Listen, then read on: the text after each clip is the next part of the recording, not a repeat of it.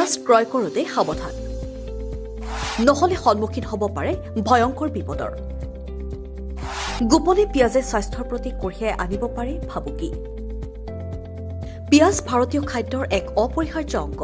আজিকালি বজাৰৰ পৰা পিয়াজ কিনিলে প্ৰায়বোৰ পিয়াজতে কলা দাগ দেখিবলৈ পোৱা যায়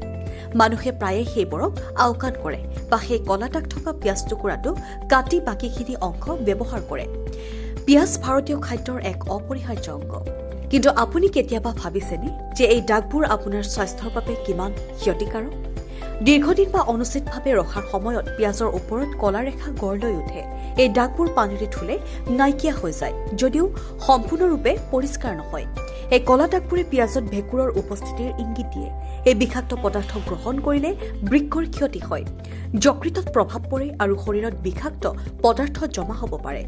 দীৰ্ঘদিন ধৰি এইসমূহ পেটলৈ গৈ থাকিলে গুৰুতৰ ৰোগৰ সম্ভাৱনাও যথেষ্ট পৰিমাণে বৃদ্ধি হয়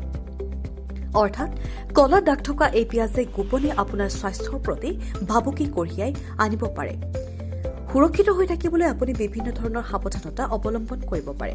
পিয়াজ কিনাৰ সময়ত ভালদৰে পৰীক্ষা কৰিব কলা ৰেখা বা দাগ থকা পিয়াজ ক্ৰয় নকৰিব পোনপটীয়াকৈ সূৰ্যৰ পোহৰ পৰি থকা ঠাই বা তিতা ঠাইত পিয়াজ ৰাখিব নালাগে আলুৰ লগত কেতিয়াও পিয়াজ সংৰক্ষণ কৰিব নালাগে